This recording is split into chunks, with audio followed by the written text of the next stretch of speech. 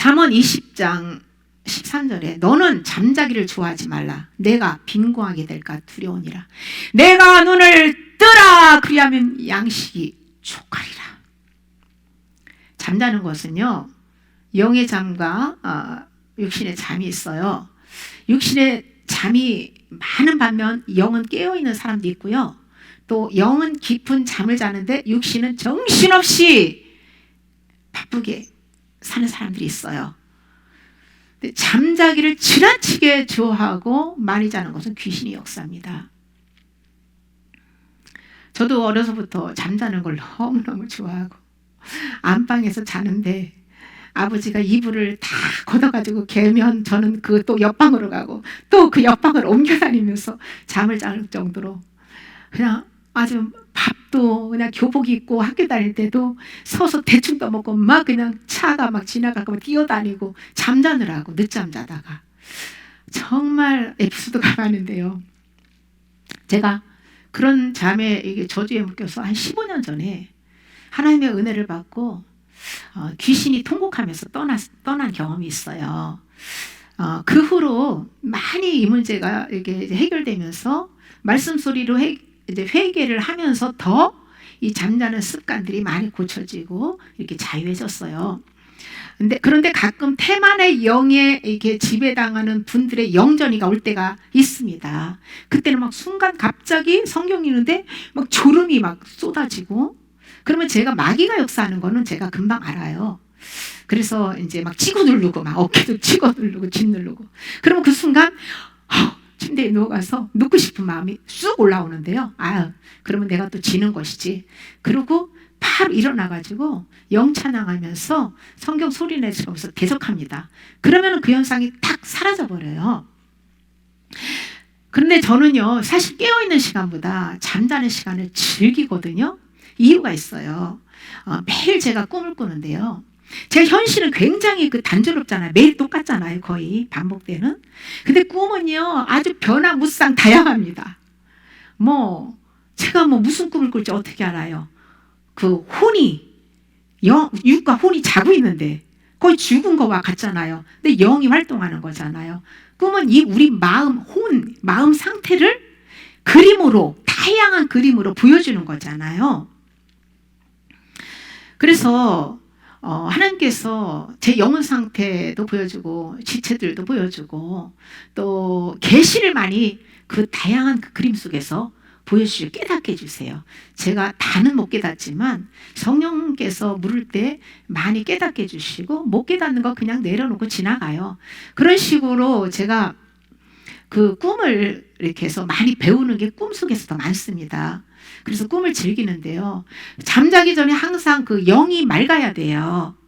꿈이 선명하게 쫙 보이고 기억나려면. 그래서 잠자기 전에 제가 항상 이렇게 기도를 하고 영을 좀 깨끗하게 청소를 하고 하나님 오늘 밤에도 무엇을 주님께서 꿈으로 또 계시하실지 주님 보여주세요. 주님 만나주세요. 이렇게 기도하면서 저는 그렇게 이렇게 자고 계시도 받고 교훈도 얻습니다. 그래서 이제 이렇게 제가 잠자는 걸 좋아하고 또 기대하는 그런 부분들이 있어요. 그런데 그렇다고 제가 한정없이 자느냐? 아니에요. 저는 그냥 시간을 정해놓고 그 시간에 딱 일어나죠. 이렇게 이제 그때 꿈이 많은 사람들이 이제 영이 좀 맑은 사람들은 이제 좀 풍성하게 꾸고요. 어떤 분들은 영이 맑지 않아도 가끔 이렇게 꾸는 사람도 있기는 하죠.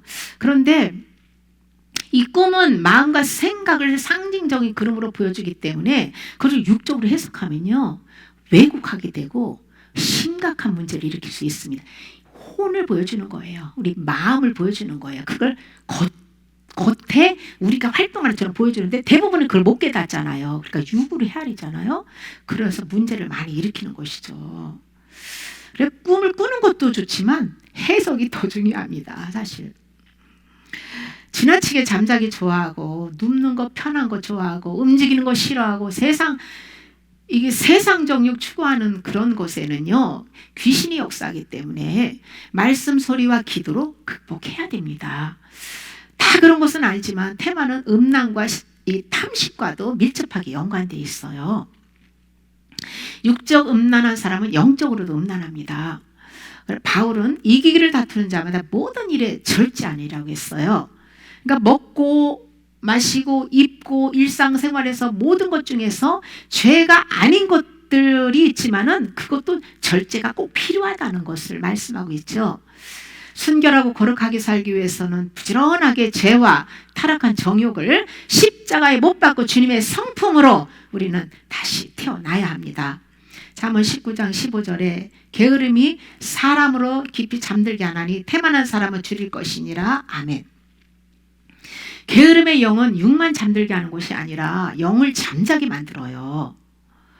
다윗도 군사들은 전쟁터에 나가 싸우고 있는데 그냥 편하게 왕궁에서 침실에서 낮잠 자다가 저녁쯤에 일어나가지고 그 왕궁 그 옥상을 다 왔다 갔다 거리는데 어디에서 그 멀리에서 이 목욕하는 여인을 본 거예요. 밧세바가. 그런데 너무나 그 힘이 보는 순간 사단이 틈타고 들어온 거죠. 너무나 아름답게 보이고 음욕이 불같이 일어나니까 그 밧세바를 데려오라고 해서 간음죄를 지잖아요. 그리고 아이를 가졌다고 하니까 그 남편 전쟁터에 충신 우리아까지 그냥 그 앞장에서 죽이게 만들도록 요압에게 편지 보내가지고 죽이잖아요. 살인죄도 지잖아요. 그래가지고 그냥 아주 집안에 그냥 저주를 불러들이잖아요. 그 죄값을 톡톡 치르게 하잖아요. 영육간에 잠을 자다가 마귀에게 그렇게 틈을 주게 되는 거예요. 예수님께서 겟세마네 동산에서 기도하실 때에 그 제자들은 저 밑에 있고 가까이에는 같이 데리고 올라간 베드로, 야고보, 요한 가까이에서 데리고 이제 또 조금 떨어진 데서 기도를 했잖아요. 그래서 너희는 깨어서 같이 기도해라 하는데 기도하시다가 땀방울이 핏방울 되도록 이제 기도하시다가 가서 보니 이 셋이 다 자는 거예요. 깨어 기도하 1시간도 깨어서 기도할 수 없느냐. 깨어 기도하라. 그러는데도 그냥 기도하지 못하고 자다가 그날 주님이 잡힐 때 제자들이 다 두려워서 도망가 버리잖아요. 다윗과 예수님의 제자가 주는 교훈이 무엇입니까? 영적 육적 잠에 빠져서 깨어 무장하지 않으면 간음죄도 짓고 다른 사람을 미워하는 건 살인이라고 했잖아요. 사람을 진짜 죽이는 것만 살인이 아니라 미워하고 정죄하고 분노하고 그리고 예수님까지 배신할 수 있다는 걸 보여주는 거예요. 잠자고 일어난 다윗도 눈을 지키지 못하고 예수님의 제자들도 눈이 너무 피곤해서 잠을 이기지 못해가지고 깨어 기도로 무장하지 못했어요. 몸의 등불과 같은 눈을 빛으로 밝히고 어둠의 영이 침투하지 못하게 이 내면 마음을 무장해야 되는데 이렇게 영이 무장해야 영이 잠들지 않고 깨울 수 있는데요. 그냥 방심한 거죠. 마귀가 유튜브로 세상의 모든 것들을 다 보여주며 막 수많은 것들로 유혹하잖아요. 그런 것을 그리스도인들이 선별해서 유익한 것만 보고 절제하고 눈과 마음을 지켜야지 한정없이 아무거나 막 빠져가지고 본다. 그 영 죽는 거는 시간 문제입니다. 우리 안에 계신 예수님의 생명은 믿음으로 자기를 부인한 십자가 지고 살 때에 나타나는 거예요. 자기 부인의 십자가. 보고 싶은 거 안 보는, 하고 싶은 거 안 하는 나를 부인하는, 주님의 뜻에 순종하기 힘든데도 나를 부인하고 순종하는, 나를 처복종시키고 순종하는 모든 것에서 나를 부인해야 돼요. 옛 생명으로 살면 죽은 자예요. 향락을 좋아하는 자는 살았다는 이름을 가져서 죽은 자라고 했어요. 사단은 생명이 없는 죽은 것들에 관심을 쏟게 하고 십자가 앞에 자기를 진단하고 직면하며 회개하지 못하게 합니다. 말씀에 비답해서 자기의 실상을 직면할 수 있는데 육신의 음식 먹을 시간은 있어도 바빠서 성경 먹을 시간은 없으니 언제 자기의 내면의 정체를 알 수 있습니까? 내 속을 뭐가 보여줘요? 말씀밖에, 빛으로 해서 말씀밖에 내 속을 보여줄 건 없어요. 매일 영양식 예수님의 살과 피를 먹고 회개하며 자기 부인의 십자가 지고 살지 않으면 세상의 영으로 인해서 영이 점점 둔해지고 나중에는 감각을 잃어버려요. 그러면 분별력을 다 잃어버리게 되고 마귀한테 쏘가서 끌려다니며 살게 되는 거예요. 매일 골방으로 들어가서 말씀 소리 내서 먹고 기도하고 잠자는 시간도 정하고 그 시간 빼고는 낮 시간에 아무 때나 침대에 눕지 말고 성령 안에서 자기를 폭증시켜야 합니다. 일거수일투족을 늘 바라다 보시고 감찰하시는 주님의 눈을 의식해야 돼요. 태만의 영은 우리의 힘과 의지로 절대 이길 수 없어요.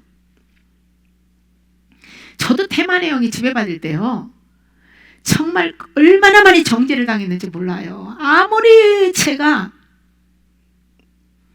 그냥 이 볼펜으로 무릎을 찢고 일어서 별짓을 다 해도 이길 수가 없는 거예요.